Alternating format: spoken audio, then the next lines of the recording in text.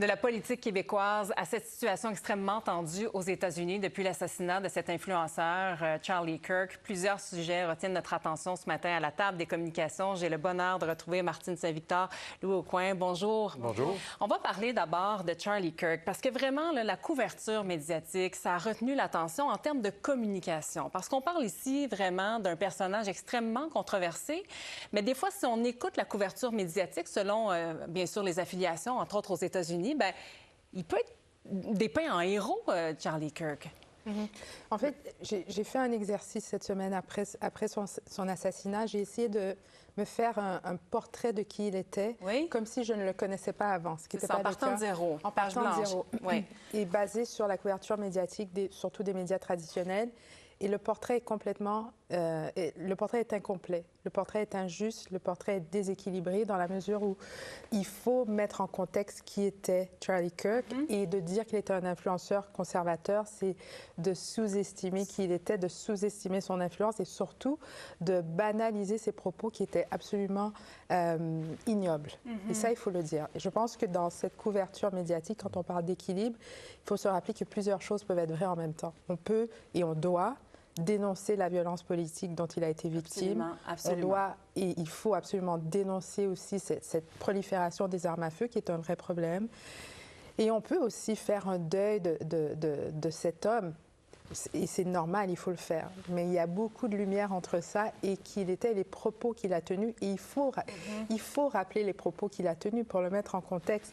Et je pense que ce qui est un peu compliqué avec ce genre de couverture médiatique, et on apprend malheureusement, et on aura à le faire de plus en plus, c'est de comprendre qu'il y a des choses qui doivent être dites. Et ce qui a été surprenant cette semaine, c'est qu'il y a un analyste américain très apprécié. Un analyste, là, ici. Oui, c'est ça, dont le travail, c'est d'analyser et de donner un peu de contexte. Voilà. Et il l'a fait, Matthew Dowd, à MSNBC. Et je crois qu'on a la citation qui lui a valu, valu son départ, parce qu'il a été remercié par MSNBC. Alors, voici ce qu'il dit. Les pensées haineuses mènent à des paroles haineuses. En fait, il met en contexte et il perd son travail à cause de ça. Et il y a une grande différence entre ce qu'il a dit et ce que, par exemple, cette professeure de l'Université d'Ottawa qui a été suspendue, elle s'est réjouie de la mort de... C'est pas du tout la même chose. Non, et là, avec MSNBC, je crois que ce qui s'est passé, c'est qu'ils ont réagi très rapidement à la réaction de la droite, surtout du côté MAGA, qui, eux, ont dit « Vous ne pouvez pas garder cette personne en ondes parce que ce qu'il a dit, c'est ignoble. » Non. Ce qu'il a dit, c'est de mettre en contexte qui était Charlie Kirk. Oui, mais c'est difficile de mettre en contexte quelqu'un qui devient un martyr. Parce que là, il est mort pour ses opinions. Excellent point que vous Oui, c'est ça. Puis, merci. Puis il est mort pour ses opinions, puis qu'on soit d'accord ou pas. Des opinions misogynes, racistes, on s'entend. Pro-violence, on s'entend qu'on n'est pas d'accord. Donc, mais comment on couvre quelqu'un qui devient un martyr, puis en même temps qu'on dit ce qu'il disait était majoritairement abject. Donc, encore plus difficile aux États-Unis où on dit non seulement c'est abject, mais il y a une bonne proportion de population qui est d'accord avec une partie au moins de ses opinions. C'est difficile quand même de trouver cet équilibre-là. Puis c'est sûr qu'en tenant des propos clivants, on amène d'autres discours clivants. Quand quelqu'un d'aussi clivant meurt, c'est d'autres personnes clivantes qui le soulignent. C'est exactement ce qu'on entend là, ce matin dans ce qui ressort. Exactement. On entendait les gens parler, on entendait aussi sa veuve. Visiblement, on le comprend, là, en choc et en deuil, mais tout de même, ses propos, elle veut poursuivre ce que son mari fait. Dans la même stratégie de clivage. Puis ça, c'est certain que, donc, il y a comme une amplification de ce message-là. Puis les gens qui le suivaient, évidemment, l'admirent.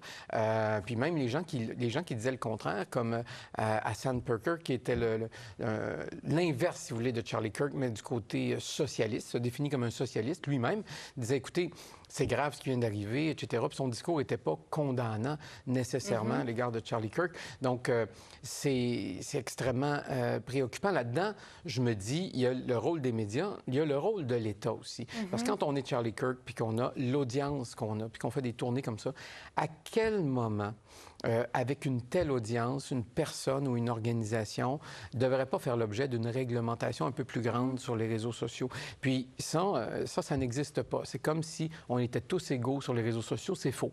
Donc, puis on est traité devant la loi comme ça. Puis l'État n'a pas joué son rôle depuis 15 ans. Puis là, aujourd'hui, c'est ça, la liberté d'expression qui est en péril à cause de ça. Mais sur les réseaux sociaux, il y avait quand même pendant quelques années cette espèce de garde où des propos ne pouvaient plus être tenus. Tout ça est tombé à l'eau avec le retour de Donald Trump. Et lorsque Elon Musk a décidé de redonner accès à la plateforme X, par exemple, à Donald Trump, et on l'a vu pendant la plus récente campagne présidentielle, tous les méta de ce monde ont redonné accès à Trump, ont redonné accès à d'autres agitateurs, parce que c'est ce qu'ils sont. Alors, d'un côté, la délicatesse, c'est cette liberté d'expression, et puis, Louis, tu avais raison de le mettre en lumière, c'est-à-dire que Charlie Kirk a été assassiné à cause de ses propos, et ça, on doit le dénoncer. Mais le rôle de l'État, c'est une chose, mais en même temps, le rôle de l'État, il y a une page qui est dédiée à Charlie Kirk sur le site web de la Maison-Blanche. C'est là où je m'en allais aussi, parce qu'il y a des images très, très fortes qui ont circulé cette semaine après l'assassinat de Charlie Kirk.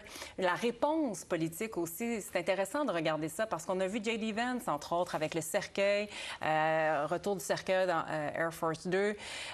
Ça aussi, parce qu'il faut rappeler que Charlie Kirk, c'est pas non plus un élu. C'est le genre de traitement qu'on aurait réservé, par exemple, peut-être à un vice-président, un gouverneur, un élu qui a dédié sa vie au service de la population. Oui, c'est étrange et il donne le ton. En fait, J.D. Vance était un ami de Charlie Kirk, donc qu'il soit aux côtés du cercueil, je ne crois pas que ce soit anormal parce que c'était son ami.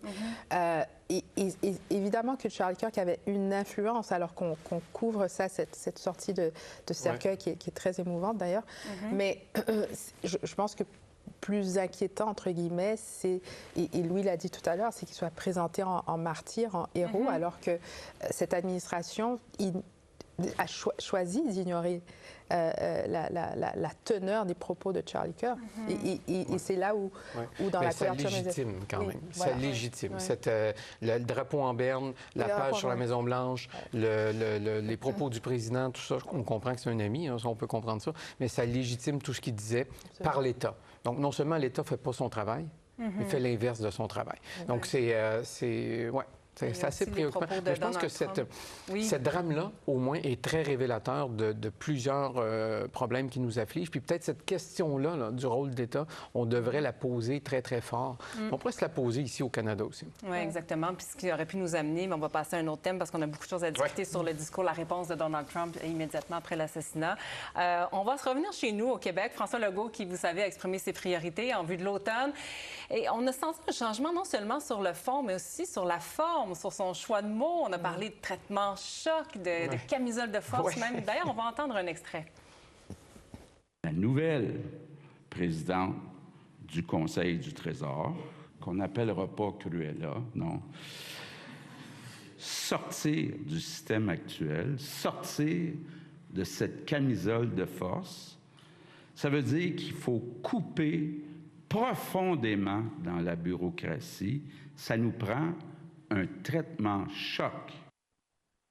Donc, il y a vraiment un changement au niveau du choix aussi des mots pour François Legault. Bien, il y a aussi la question de l'immigration. Là. On est submergé par une vague d'immigrants. Puis tout ça, au même moment où on voyait ce matin dans la presse qu'il y a de la place dans les CPE, qui était supposément prise par beaucoup d'immigrants. Enfin, on fera le débat politique après, mais sur les mots, on choisit les mots comme la camisole de force, exactement, le traitement choc. Puis ça, cette question-là, d'identifier la nouvelle présidente du Conseil du Trésor comme étant Cruella.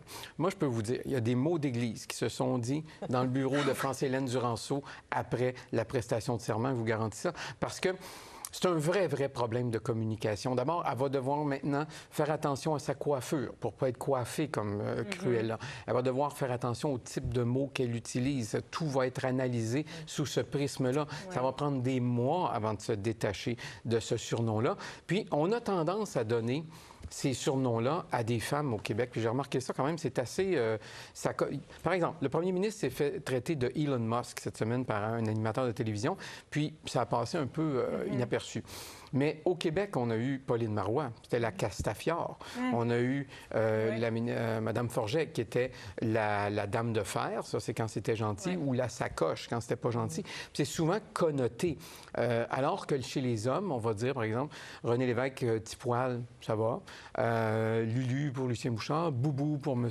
Bourassa, c'est pas méchant. C'est bon, mais c'est pas connoté négativement comme ça l'est pour les femmes. Ça, c'est surprenant. Puis cruellement, franchement, l'équipe de communication de Mme Duranceau, c'est son travail numéro 1 à partir de maintenant, de faire en sorte que ça colle pas. Oui, puis de passer à autre chose, effectivement. Alors, dans le choix des mots, je ne sais pas si ça a retenu également votre attention, Martine, cette semaine. Oui, en fait, cette partie du discours a été j'ai été surprise par cette partie du discours parce que le début du discours aussi m'a surpris agréablement. C'est-à-dire que j'ai trouvé qu'il y avait une humilité dans son discours au début parce qu'il disait « Nous avons commis des erreurs, nous avons traversé des crises, mais nous avons aussi commis des erreurs. Nous n'avons jamais entendu ça de ce gouvernement. » Et aussi, il a dit « J'ai pris le temps d'écouter et de parler aux citoyens. » Ça, c'est énorme.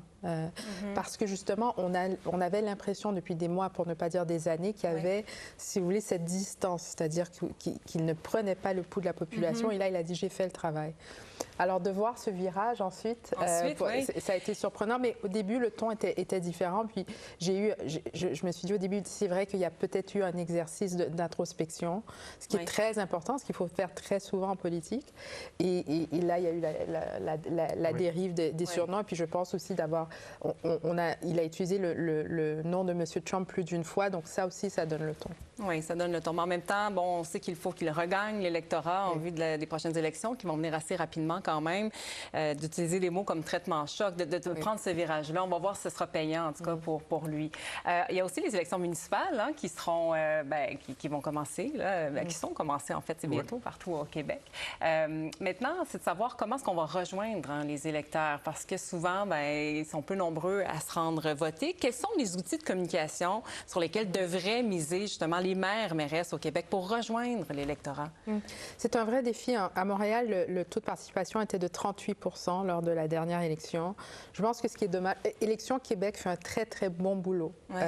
Sauf que, je regardais encore hier soir, ils n'ont que 5 500 abonnés sur Instagram, par exemple. C'est qu'on n'a pas le réflexe en tant que citoyen de se dire que pense Élection Québec ou que fait Élection Québec.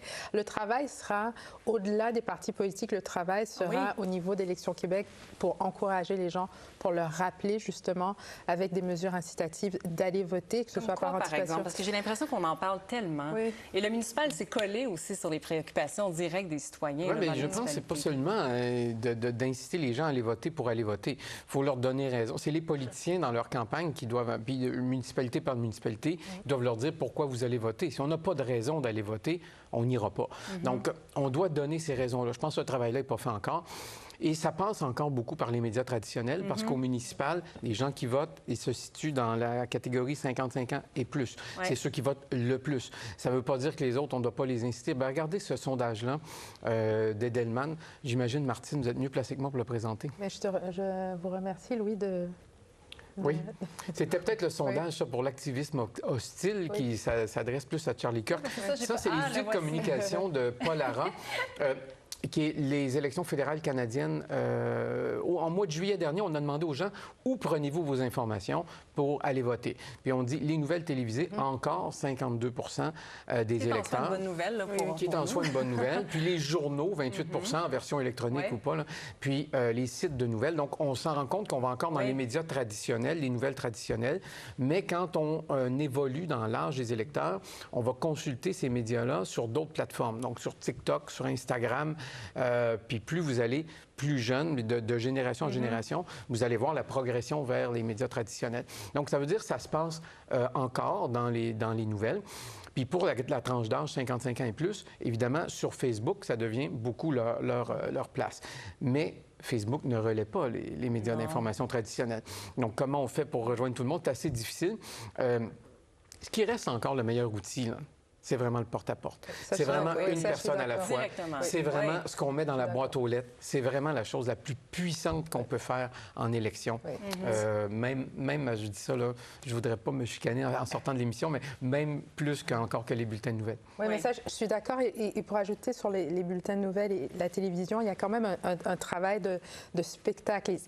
Et ça me brise un peu le cœur de le dire, mais il doit y avoir un élément de divertissement. C'est-à-dire qu'on a vu dans le passé des diffusions de débats et c'était assez ronflant. C'est-à-dire qu'il doit avoir un élément plus, pas spectacle, c'est peut-être pas le bon terme, mais... Les gens s'attendent à un peu d'intensité des fois. On veut qu'il y ait des idées qui soient véhiculées. Oui, mais visuellement, on doit être attiré aussi parce que la compétition, c'est peut-être un match de football, c'est peut-être une quotidienne. Donc, il faudra aussi être capable, télévisuellement parlant, d'attirer les gens. Les propos, évidemment, la substance demeure très importante, mais pas au détriment du style. Et malheureusement, je dis malheureusement parce que c'est dommage, mais pour attirer les téléspectateurs, les citoyens, c'est important de le faire. Mais je trouvais ça important, intéressant de faire un clin d'œil alors que la campagne municipale part comme ça un peu partout. On aura l'occasion d'en reparler, bien entendu, au cours des prochaines semaines. Merci beaucoup d'avoir été avec nous encore une fois ce matin. À la prochaine. Bon week-end. Merci.